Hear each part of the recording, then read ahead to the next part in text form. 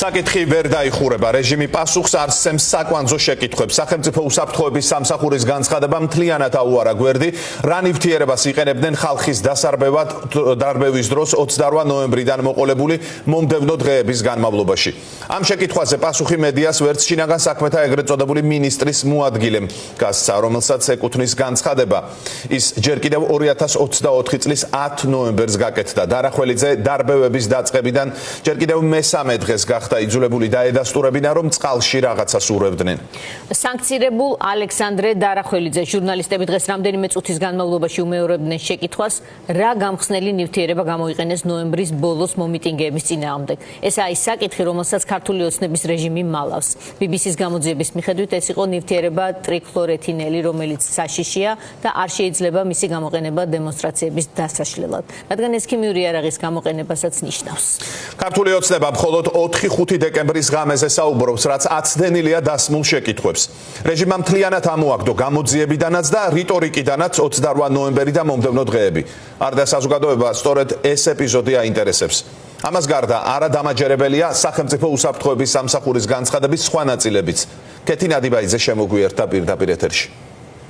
ქართულმა ოცნებამ უფლებამოსილების გადამეტების ნაწილში საკითხი დახურა, თუმცა გამოძიებას აგრძელებს მტრულ საქმიანობაში ხელის შეწყობის მიმართულებით და აქ საინტერესო არის ერთი დეტალი, რომ მიუხედავად ამისა, მაგალითად დღეს ქართული ოცნების წარმომადგენლებს BBC-ს წინააღმდეგ საერთაშორისო დავის დაწყების საკითხი აქტიურ დღის წესრიგში აღარ ქონიათ. ჩვენ ვცადეთ დეტალების გარკვევა ამასთან დაკავშირებით, თუ რა ეტაპზე არის პარტია, იწერება თუ არა საჩივრები და სარჩელები, ან როდის მიმართავენ და რა ბერკეტებს გამოიყენებენ. ბრიტანეთის საზოგადოებრივი მაუწყებლის წინააღმდეგ, თუმცა არაერთი მცდელობის მიუხედავად ამ შეკითხვებზე პასუხი ვერ მივიღეთ.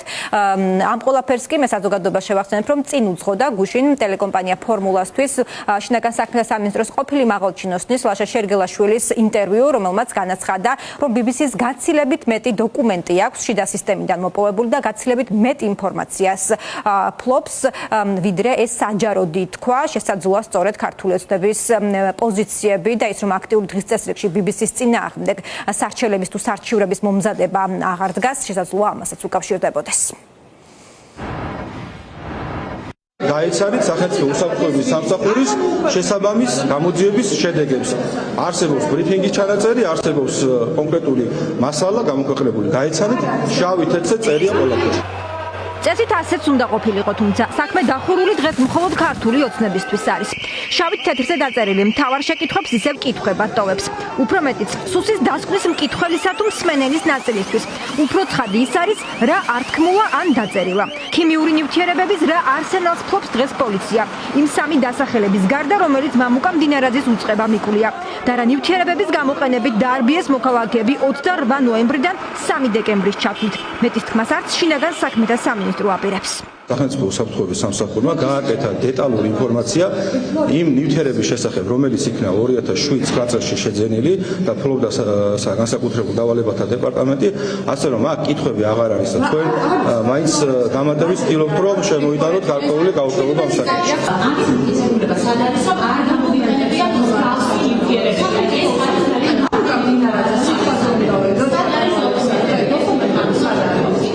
ყველა ის დოკუმენტი, რომელიც რელევანტური იყო და საჭირო იყო გამოძიებისათვის, ამოღებული არის თევზ გამოძიების საქმის მასალებში და ამ მასალებზე დაყრდნობით, მოწმეთა ჩვენებებზე დაყრდნობით, ექსპერტიზებზე დაყრდნობით, იმ ვიზუალური მასალაზე დაყრდნობით, რომელიც საზოგადოებისთვის გასაჯაროებდა და კიდევ სხვა მასალებზე დაყრდნობით, გაკეთა დეტალური განმარტება.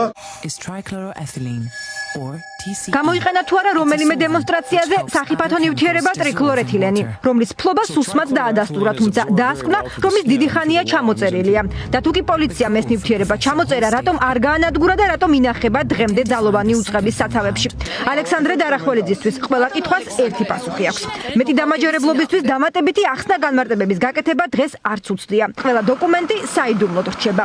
იმის სამტკიცებლად, რომ საკუთარი მოქალაქეების სახიფათო ნივთიერებებით არ მოუწამლავს, ქართულმა ოცნებამ საკმარისად მხოლოდ 2 ფოტოს გასაჯაროვება მიიჩნია.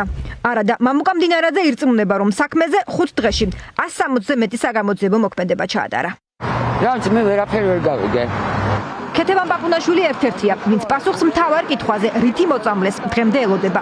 მამუკა მდინარაძის დასწრიდან მხოლოდ ის შეიტყო, რომ 4 და 5 დეკემბერს პოლიციამ ხალხის წინააღმდეგ ნებადართული ქიმიური ნივთიერება გამოიყენა. ქლორობენზილიდან მალონონიტრილის ფხვნილი, რომლის გამხსნელადაც გამოიყენეს პროპილენ გლიკოლის ხსნარი. მაგრამ რა შეურიეს წყლის ჭაუში 28, 29 და 30 ნოემბერს, ასევე 1, 2 და 3 დეკემბერს. არც პოლიცია ამბობს და არც სუსი. არადა 59 წლის მკვლევარი გვიყვება, რომ ამ დღეებმა ის ფაქტობრივად შეზღუდული შესაძლებლობების მქონე პირად აქცია. ოცნების მთავრობამ ვერც თამთაჟვანიას დარწმუნება შეძლო. სამი შვილის დედას ანევრიზმა აქციაზე გაუსყდა. ზუსტად მაშინ, როცა აირწინაღი მოიხსნა და ნივთიერებებით გაჟღენთილი ჰაერი შეისუნთქა. მოვიხსენე აირწინაღეს რა დროს მოხდა ჩემი ანევრიზმის გასყიდვა, რომ მივედი რობოკოპებთან, რომ საუბარი მინდოდა უბრალოდ ძალიან გული მეტკინა, რომ წინა დღით რო ნახე, რომ უტყავდნენ ბავშვებს. ეს მინდოდა მეთქვა ორი სიტყვა. აი იმ დროს რომ მოვიხსენდა, რომ ველაპარაკებოდა, ვიგრძენი რაღაც აი ხუთავი, აი შემეხუთა სული და ზუსტად იმ დროს გავხდი ცუდად. ესე იგი რეჟინასავით მომიჭირა სხეულში და მე მოხდა ის, რაც მოხდა საქართველოში მიმდინარე გამოძიების მიხედვით, რაც მათ დადეს. მე არ მგონია, რომ ეს იყოს ნამდვილი 100%-ით ჭეშმარიტი გამოძიება. როცა იქნება უკვე საერთაშორისო გამოძიება, თუ ჩატარდება და იმედი მაქვს, რომ ჩატარდება, აი მაგ შემთხვევაში უკვე დავწმუნდები სიმართლეში. 28-შიც ვიყავი, 29-შიც ვიყავი, ანუ მე ვიყავი პრაქტიკულად სანამ ძალიან ცუდად გავხდებოდი, ანუ იანვარში დაიწყო ჩემი ჯანმრთელობის მკვეთრი გაუარესება. ეს ანუ ძალიან მკვეთრი გაუარესება. მანამდე მე დავდიოდი ყოველ დღე. რომელ დღეს რა გამოიყენეს, რა დოზით გამოიყენეს, რომელ საათებში გამოიყენეს, რა მიმართულებაზე გამოიყენეს, აი ამ ყველაფრის ინფორმაციის მოძიებას ჩემს ჭირდება 10 წუთი, 15 წუთი, კაი, ნუ მაქსიმუმ 1 საათი, ხო, როდის რა არის გამოყენებული. თუ არა აღრიცხული, როდის რა გამოიყენეს და თუ არის, ეხლა მკითხავენ როდის რა მაშინ დაამცუდათ არ ჩვენს. დაზარალებულებისთვის ფაქტია, 5-დღიანი კვლევაძიების შედეგად დადებული დასკვნა არც მომწამლელი ნივთიერებების ქონას და არც გამოყენებას გამორიცხავს. ვით უფრო მას შემდეგ, რაც შინაგან საქმეთა სამინისტროს ყოფილმა მაღალჩინოსანმა გუშინ ფორმულას ეთერით ახალი დეტალები გაამხილა. საზიანო ნივთიერებები პოლიციას არათუ 2024 წელს 2020 წლის პოსტსაარჩევნო აქციებზე ჰქონდა. ავტომობილი ტომა იყო CSGO შენობის ეზოში, შიგნით და გარშემო იდგენ პოლიციის თანამშრომლები. იდგა საშინელი მძაფრისუნი, იდგა პოლიციელები ყვიროდნენ, იფურთხებოდნენ, იგინებოდნენ, რას ვიკეთებთ. მახსოვს ზუსტად როგორ აყენებდნენ შეურაცხყოფას მანქანაში, კაბინაში ჯდომ ოპერატორს და მძღოლს. შემდეგ ჩვენს ხელმძღვანელობასთან ერთად უცებ მივირბინეთ, კარები გამოვაღეთ და უთხარით რა ხდება, რა მდგომარეობა, ჩემი ბრალი არ არის, ყვირო და ჩემი ბრალი არ არის, პულტი გამოვიდა მწყობრიდან. ორი პოლიციელი მაშინვე გადაიყვანეს სასწრაფო დახმარებით, ზუსტად იგივე სიმპტომები ჰქონდათ. თვალების წვა. ლაშა შერგელაშვილი, რომელიც BBC-ს ფილმში სისტემის მამხილებელია, მზად არის ჰააგის სასამართლოში ჩვენება მისცეს. საერთაშორისო გამოძიება დაზარალებულებისთვის სიმართლის გარკვევის ერთადერთ ალტერნატივად რჩება. ქვეყნის შიგნით პოლიტიკურ ნებას ვერც უფლებადამცველები ხედავენ. როდესაც სუსი საუბრობს, რომ თითქოს მხოლოდ 5 პირი იყო ინტოქსიკაციის შედეგად 5 ადამიანს დაჭირდა კორნალობა, ესეც არის მონაცემების მხოლოდ ნაწილი, იმიტომ რომ ჯანდაცვის სამინისტრო თავის მონაცემებში არ ფარავდა იმ ინფორმაციას, თვითდინებით რამდენ პირს მოუწია კლინიკაში მისვლა და რამდენს დაჭირდა შემდგომ პერიოდში კორნალობის ჩატარება, ამიტომ ეს საკითხები პასუხგაუცემელი არის. საზოგადოებას აქვს უფლება, რომ იცოდეს სრული ინფორმაცია, ეს ინფორმაცია არის კვლავ ფრაგმენტული და ამასთან დაკავშირებით საჭიროა მეტი მტკიცებულების წარმოდგენა.